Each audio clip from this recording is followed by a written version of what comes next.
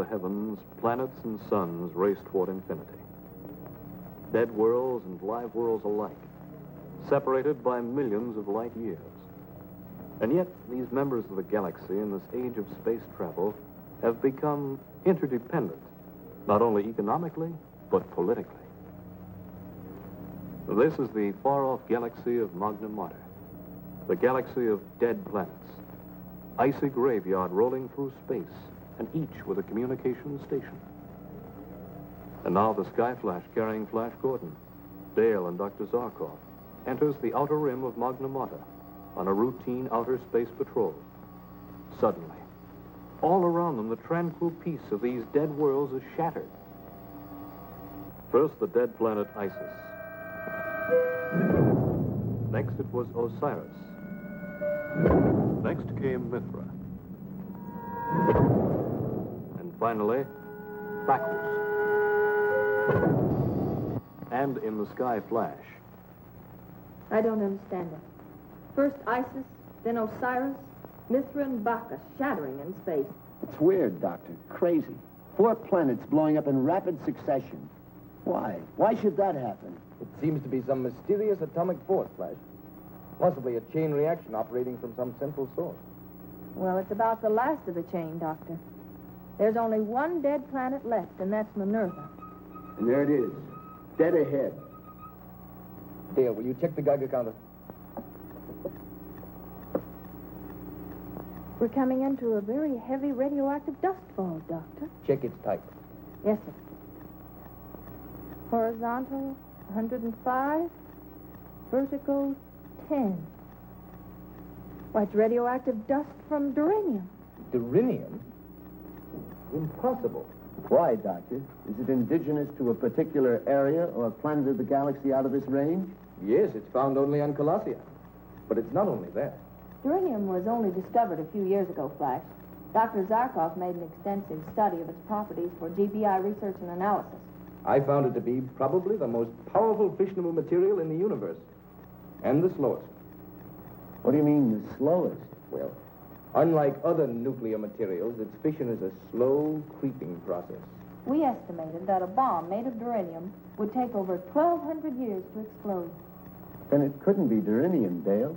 If it was a bomb that exploded those planets, it had to be put there in, let's see, 1953.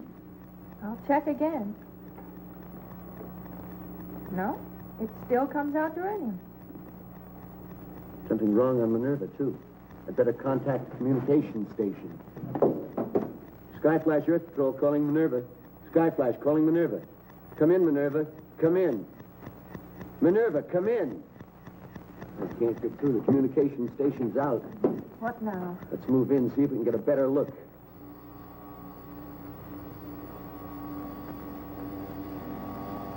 Why should the communication station be out on Minerva? Flash, we can't move through this atomic fog much longer without getting contaminated. I know, but we need information.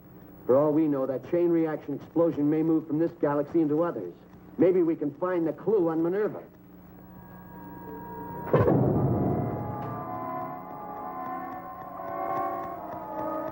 Minerva just exploded. That's the last of the galaxy. Let's get out of here. Report back to Earth.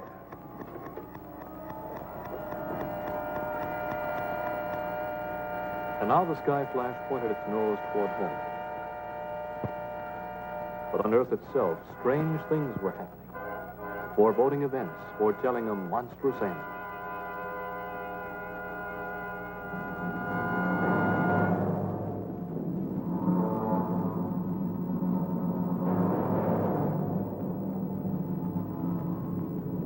First, a series of freakish weather disturbances. And after that,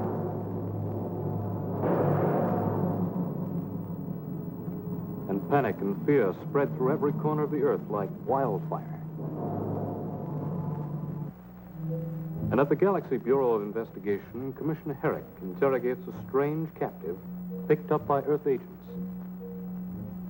A Callison whose planet had sworn eternal war against the Earth. Are you frightened, Commissioner Herrick? Those small explosions today that have destroyed cities, flattened mountains, inundated half a continent of your Earth. These are just teasers. These are just natural phenomena, not man-made. Fool. But why argue with you? In 1 hour, your precious Earth explodes. At 12 o'clock noon, there will no longer be an Earth to poison the galaxy. You're lying. You're trying to frighten us. Am I? Then look at the fate of Isis, Osiris, Mithra, Bacchus. They're all gone, blown into eternity. All right. I believe you. What do you want to stop it? Name your price. Price? What can you offer when in 1 hour there will be nothing? A void.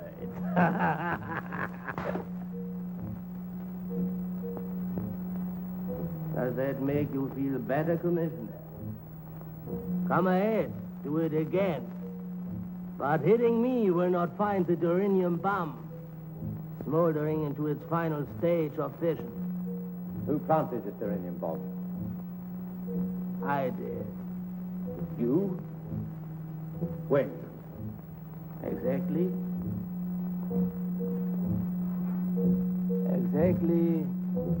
1,208 years, 5 months, 3 weeks, 1 day, 23 hours, and 2 minutes ago.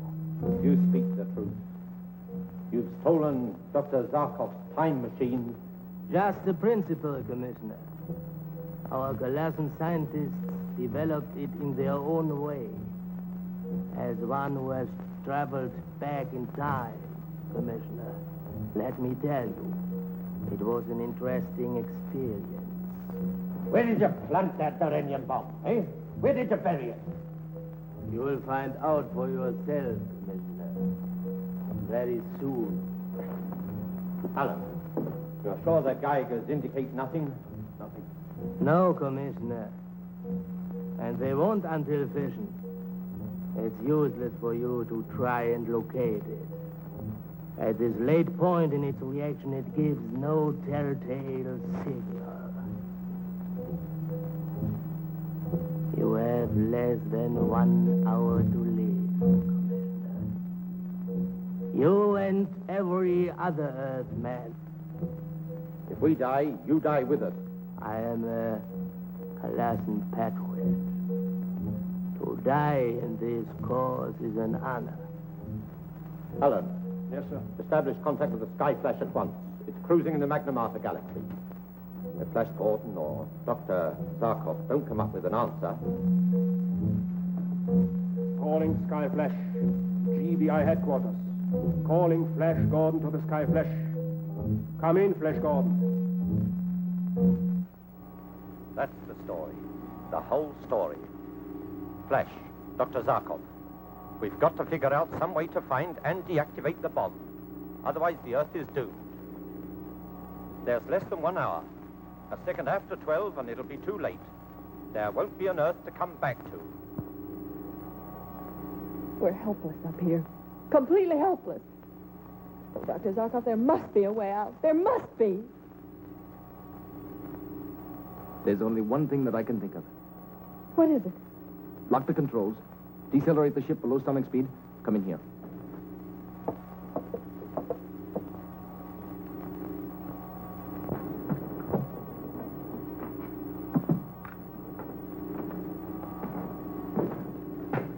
The time machine.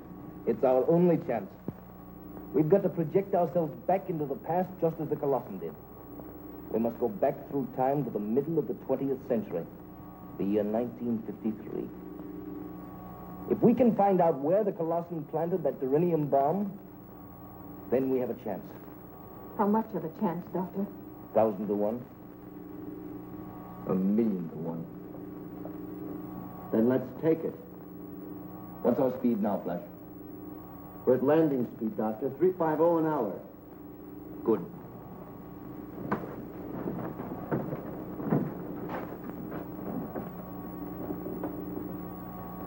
Now I'm going to ask you both to hold on. For the next few moments, you will be traveling back through time. The effect will be strange, possibly stupefying. You will hear nothing, see nothing, know nothing, until you are back in the 6th decade of the 20th century. Are you both ready? Ready, Doctor.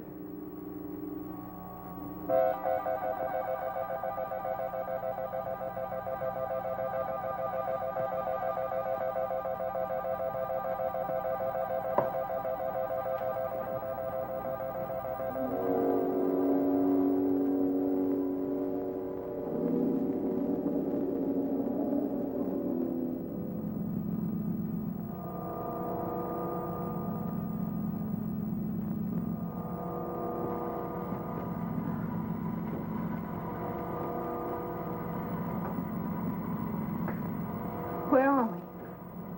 What happened? We are now in the 6th decade of the 20th century.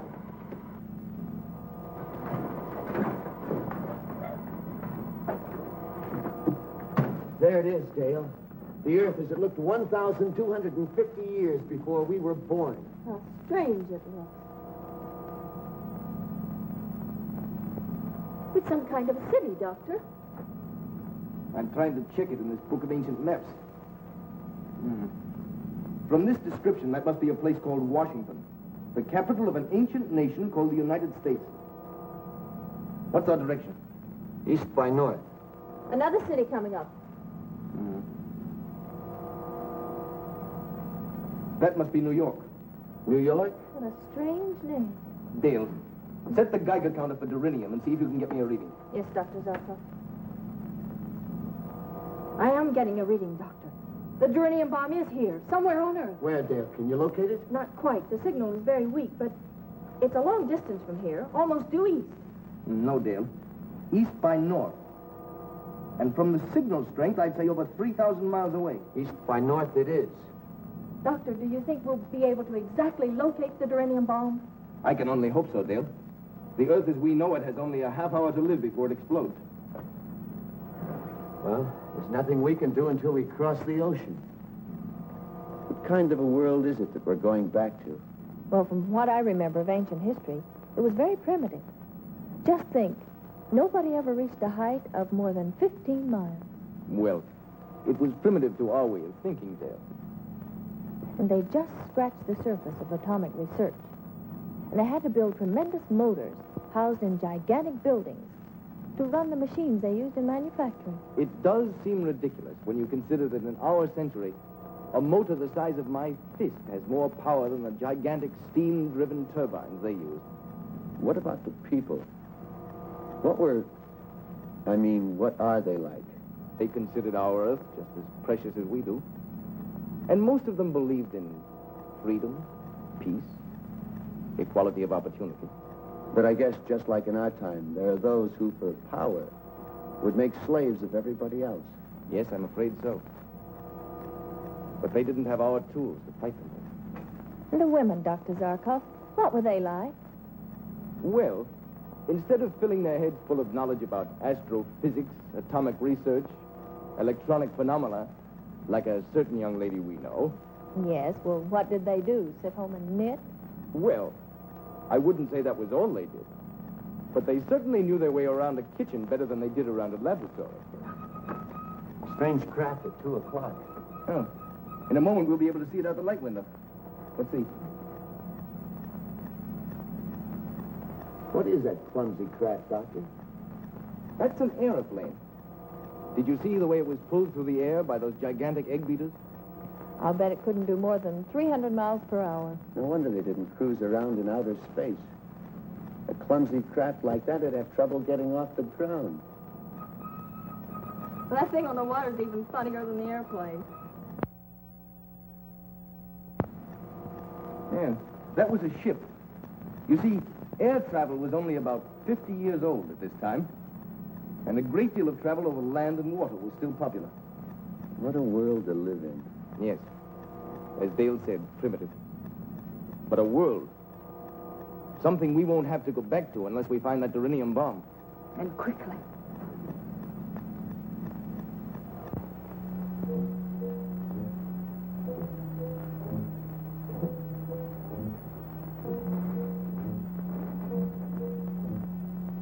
Where are they? Why don't we hear from them?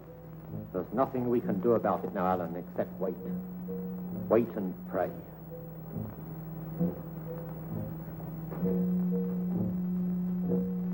Land coming up, Doctor. 11:35. It took us exactly 5 minutes to cross the ocean. City coming up at 2 o'clock, Doctor. That must be a place called Paris. Flash, slow down. The Geiger's up to maximum. We're almost in the immediate vicinity of the bomb. Flash, look. The Geiger's hit maximum. That means the bomb is directly below us.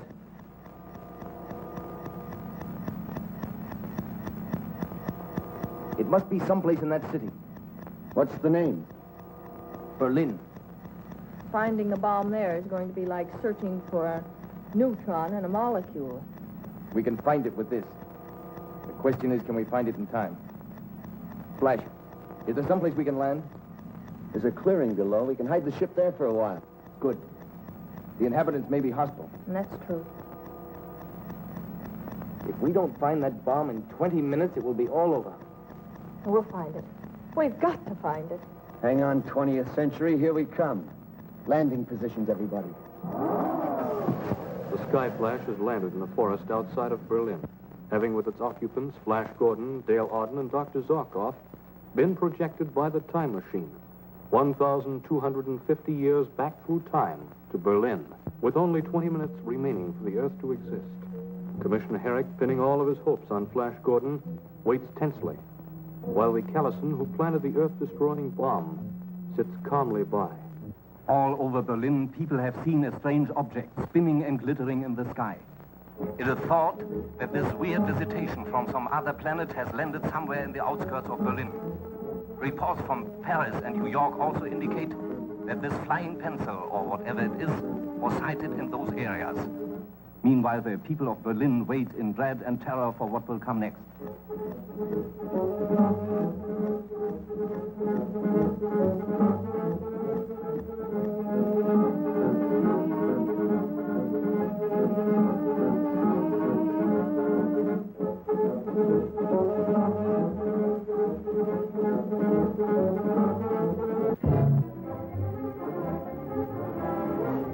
Achtung, Achtung, all cruise cars, be on the lookout for strange invaders believed to have landed from outer space somewhere in the vicinity of Berlin.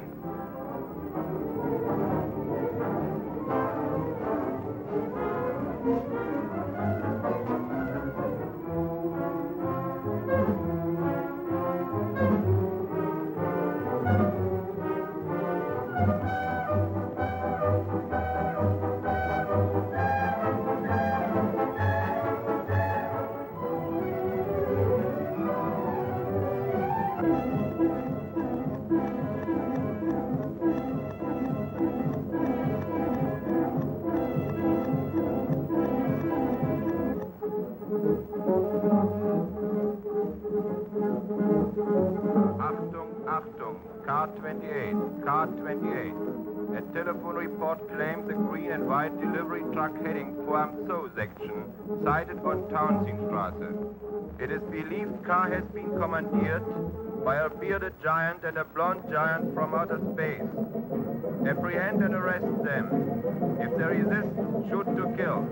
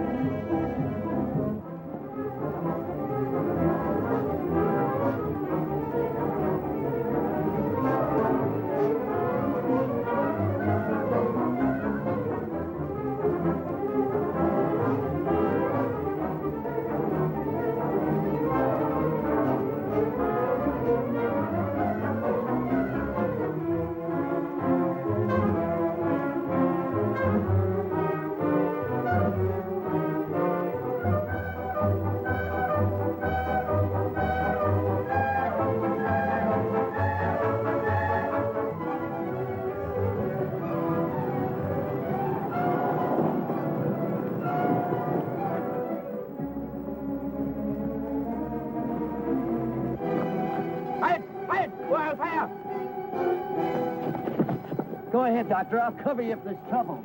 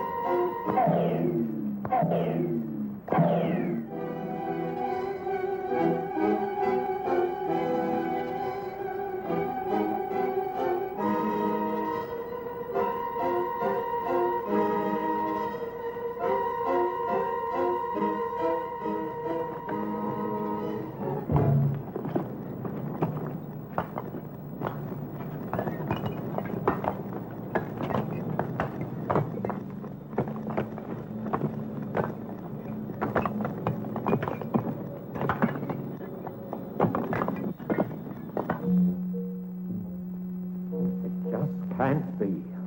8 seconds now. Count that. 57, 56, 55, 54, 53, 52, 51.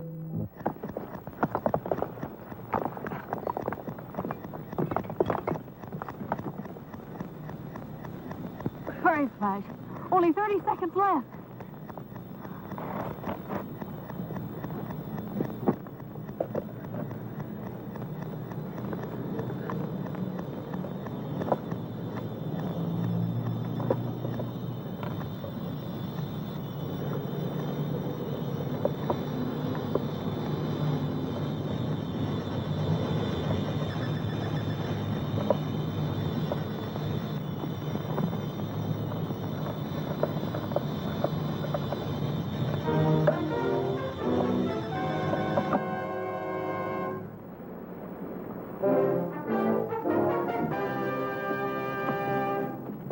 Were we in time, Doctor? Plenty, Dale. We had 2 seconds to spare.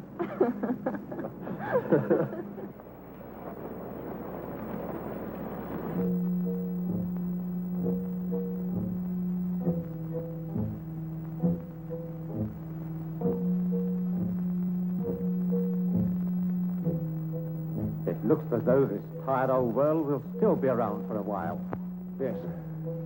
Whatever Flash did, it worked.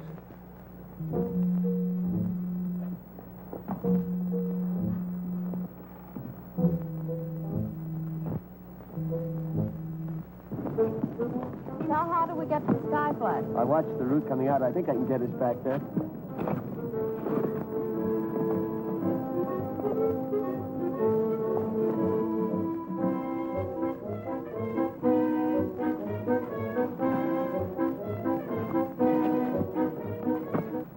Flash, let's stay here in our ancestors' time for a few days. It should be fun telling them everything that's going to happen to them for the next 1,200 years. Fun? Well, maybe for us, Dale, but not for them. It is the mystery of the future that provides the challenge for men to make history. Take that away, and there's no reason for dreams, ambition, discovery. Well, I hadn't thought of it that way. You're right, of course, but, well, it would have been fun to meet my great multiplied by 100 grandfather. And a few hours later, as night falls on Berlin, into the starlit sky flashes a silvery streak. Suddenly, it stops. It seems to hang for a moment, suspended in air. Then, before the eyes of a few stargazers and lovers who observed it, the sky flash disappeared into the future from whence it came.